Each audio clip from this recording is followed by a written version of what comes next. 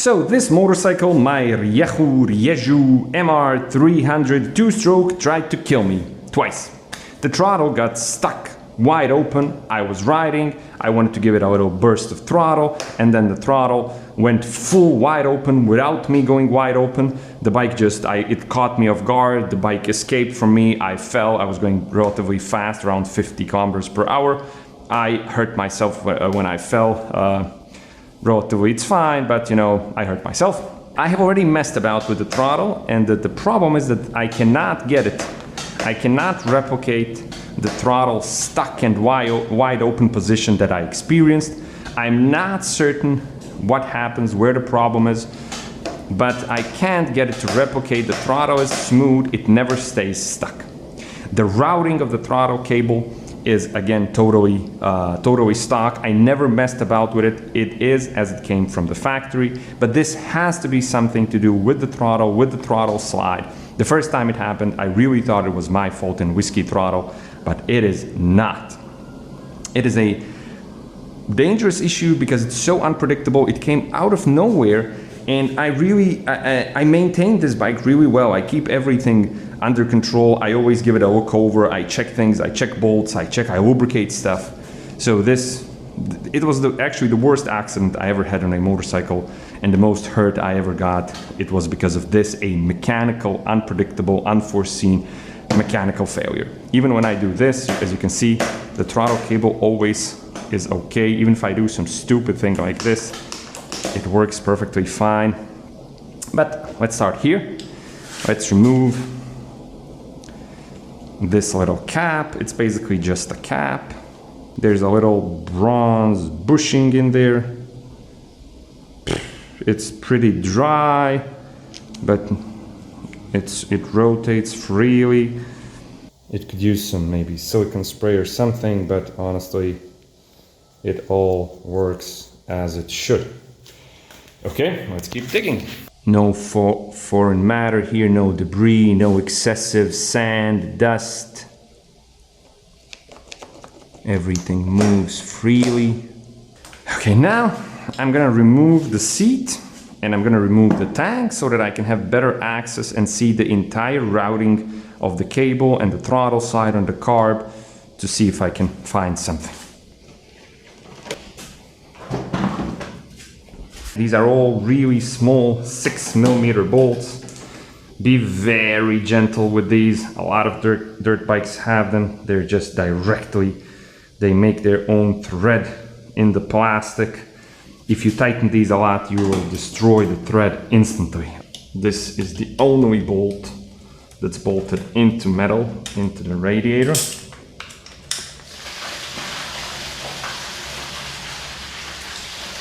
And then the plastic just comes off, and the plastic is actually what gives form and rigidity to the radiators. Without them, without the plastics, the radiators are just, you know, free to move. They have, I think, they're held by basically the hoses and maybe one bracket or something. This is why dirt bikes are so lightweight. Everything is made to be as minimal as possible to save weight.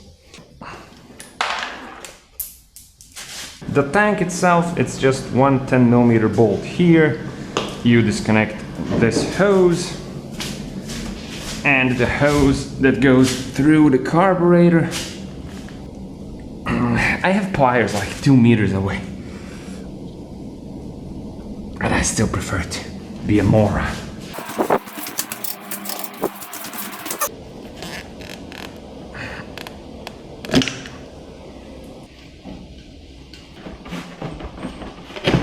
There you go. It's almost empty.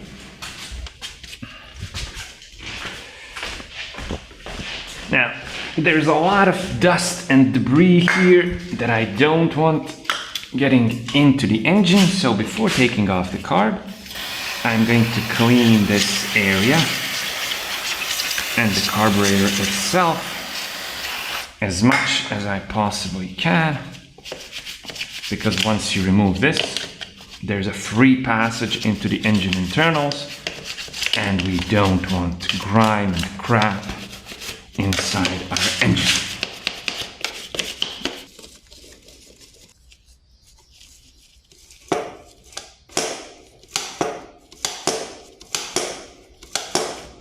really don't feel anything.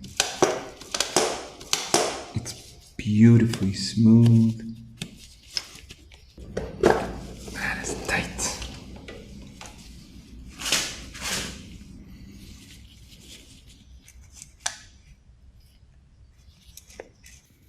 I really don't see any traces of anything disturbing.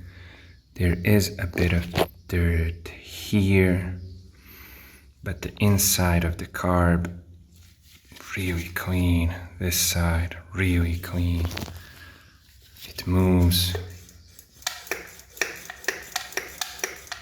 Super smooth. There's nothing, no resistance anywhere. Okay. Next, let's see the reeds. Same goes for the reeds.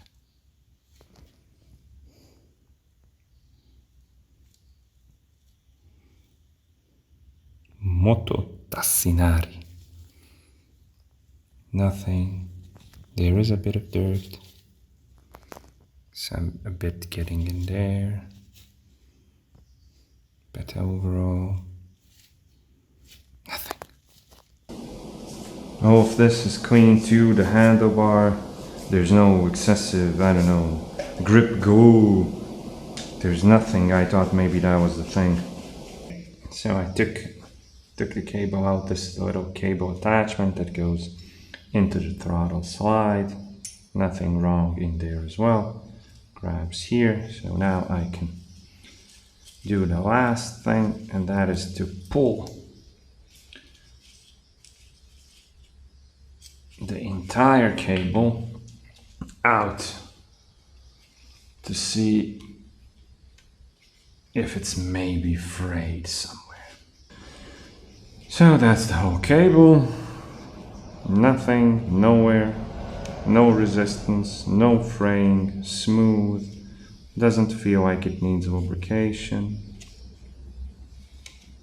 Nothing wrong with the carburetor. Throttle slide isn't getting stuck anywhere. Reeds look good. Filter is dirty, but it was about to get changed. I changed the filter really frequently. So I took it outside to have better lighting, to see better, and I have found my culprit. Here it is, right here. As you can see, some pretty noticeable traces right there. And here on the other side, there it is, it's starting already. And it's actually flaking a bit right there.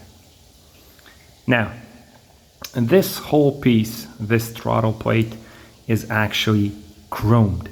So it has a coating, a cover of chrome. It started flaking here, and as it was flaking, a layer was coming off.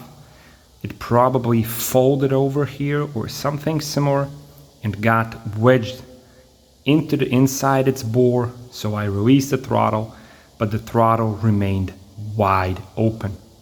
Or I closed the throttle, but the throttle remained fully wide open because this was stuck. Now it's gone. I can't find it. Probably went into the engine, unfortunately. I hope it got just spat out of the combustion chamber without doing any damage.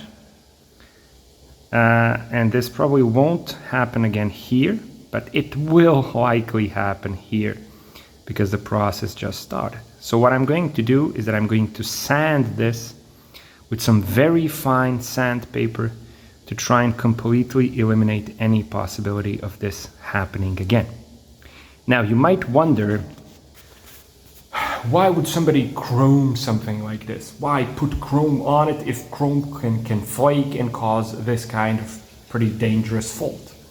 The reason is that chrome is good because it is very, very wear resistant. So it protects this because this constantly moves and slams against the bottom, and does all kinds of things, but this protects it from wear. It also improves friction, so it opens and closes more smoothly. All of that is good, but as you can see in this particular case, the chrome can be a big downside and pretty dangerous. Should I buy a new one? I'm kind of afraid to buy a new one. I don't know if it's just gonna happen again. The bike does have 250 hours and it only happened now, but I feel like a new one is a bigger risk than one that I'm just going to sand very well and prevent this from possibly happening again. We'll see. I'm gonna do that, and I'm gonna take a few very careful rides, which I probably won't do. I'll just forget about it and keep riding, but I'll try to remember it and see, you know, how it reacts. I'm going to remove it after some time as well to inspect it to see if there's any more flaking, if the coating is being, you know, removed over a larger area.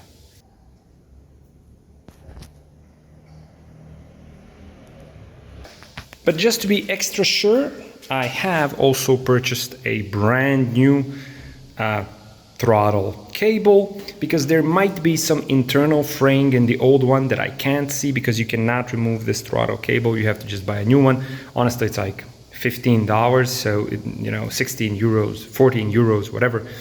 It's a very small investment, you know, to eliminate any potential risks in that area. I will also replace, I've bought a new gasket for this part here. My logic here is that maybe there was like a vacuum leak, so extra air is entering, that caused a lean condition. And when a two-stroke goes lean, the RPMs, they do rise. Honestly, I'm pretty sure that's not the case, because lean conditions, they aren't so intermittent, they're more constant. You know, I would notice that more often, and there wouldn't be an explosive burst of power that I did experience. But I thought that since I'm here, I might as well replace it. The gasket is super cheap. I'm also getting I also got this. These are lock-on grips. I did find dust here, and you know, it's just not as pretty as it used to be.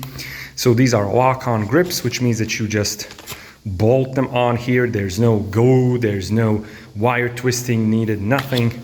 This is a lot more, you know, safe in terms of potential throttle sticking here. So I'm going to replace that as well. And now I'm going to put everything back together, and then, you know, in the future ride it and see if I have resolved the problem fully.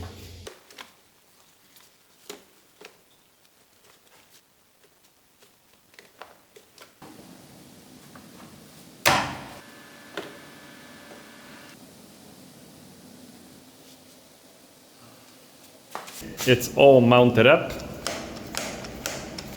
absolutely beautifully smooth. Overall, this bike is starting to look pretty clapped out. Everything is sort of, you know, kind of nasty. This is the TPU 3D printed license plate holder. It actually works really well. A lot of the things are just, it's all just looking worse and worse as time passes. It has some nice things on it that I installed, but overall it's looking pretty clapped out. But I don't know, the more clapped out it is, the more I love it. I've done a lot with this bike, and if I have ever learned anything, I think I learned it with this one. I learned the most with this thing. It's such a, I don't know, probably my favorite vehicle ever. It's, I don't know, it's raw, it's simple, it's crude, it's super fun, it's, I don't know. Yeah, we're gonna take it out for a test tomorrow. I'm gonna send it to some pretty deep sand to see what it can do. So even if the throttle does get stuck open, sand usually needs a lot of throttle, and it's gonna absorb it, and I'll have more time to catch it. So yeah, thanks for watching. I hope you learned something from this, and I hope this crazy thing never happens again. Ciao.